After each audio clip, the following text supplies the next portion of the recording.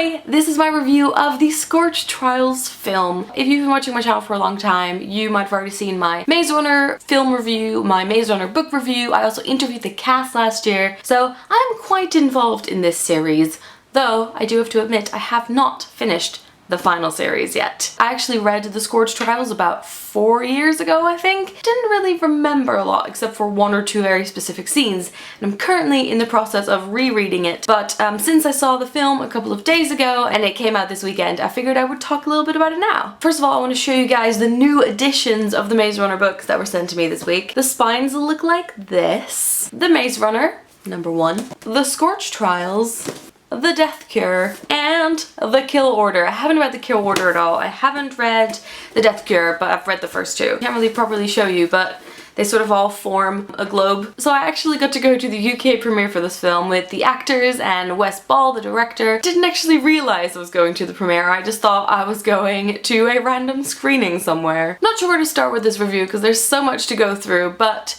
basically, in the first Maze Runner film, it was very clear that Wes Ball had a sort of good idea of what he thinks works well on screen and what doesn't translate from book to film. For example, Thomas and Teresa being able to communicate with each other by sort of putting their thoughts into the other person's head. He left that out intentionally, and I think he has quite a good balance of putting stuff in that the fans will like, but then also leaving stuff out that he thinks doesn't work. For the Scorch Trials though, I feel like the whole plot just went out of the window and they just started fresh, and they sort of kept the same thought running through it, but the whole setup of it seemed very, very different. That being said, I did really enjoy this film. The Scorch Trials is not that big of a book, but it has so much plot in it. Well, it mostly has the main character constantly being confused about things and trying to twist things around and trying to figure it out, so that makes it quite complicated. And then I also think that maybe not the book so much, but mostly the film suffers from a middle film problem where it seems to be a lot of build-up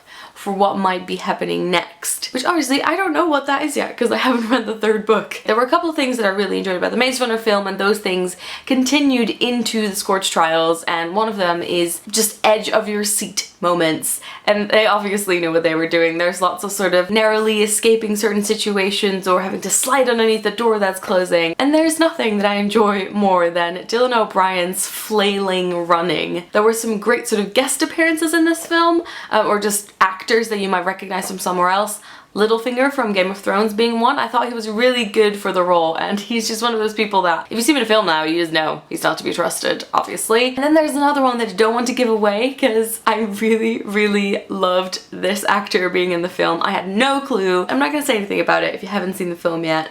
I hope you'll enjoy that bit. One of the things that quite surprised me is how gruesome it was, and I guess I should have known from the book, but zombie-like creatures and lots of the other things that happened were like really just gross. I definitely remember the Cranks being a lot more human, although like really crazed. There were two things I very specifically remembered from the book, and they were like a metal ball forming on some of the characters' heads. That didn't show up in the film. And then there's them being chased by a sort of zombie in underground tunnels, and that was sort of there but not really in the same capacity. And I feel like one of the major things they did change is that instead of them being sent out on a mission and having to go through another trial, it's actually them escaping and trying to run away, and that is a pretty vital part of the story, but it was also quite confusing. I found trying to figure out everyone's intentions, especially sort of the evil people in charge. I had a hard time sort of following that in the film this time. I really enjoy all the characters. Newt and Minho is my absolute favorite, obviously. I think the whole vibe of the film was very Mad Max. I always get so much enjoyment from there being a really cool group of characters just all working together. I felt like there was a lot of heart in this film. There were a lot of really beautiful shots. There was a bit of humor. So my final sort of thought on this film is that I really enjoyed it. I think that there might be a lot of people that really didn't enjoy it because I love the book so much. It's definitely gone a different route. But I feel like we can't really draw any conclusions until we have seen the next one. Of course, if you've read the Scorch Trials a couple of times and you have any opinions on very specific parts, I'd love to hear about it in the comments. If you haven't seen any of the Maze Runner films yet, I could definitely recommend it. I just absolutely adored the first one, and I think the second one is a worthy sequel. I'm going to go finish rereading the Scorch Trials, and who knows, maybe I'll move on to the third one immediately. I'll put the trailer in the description, let me know your thoughts in the comments, and I'll talk to you guys later. Doei!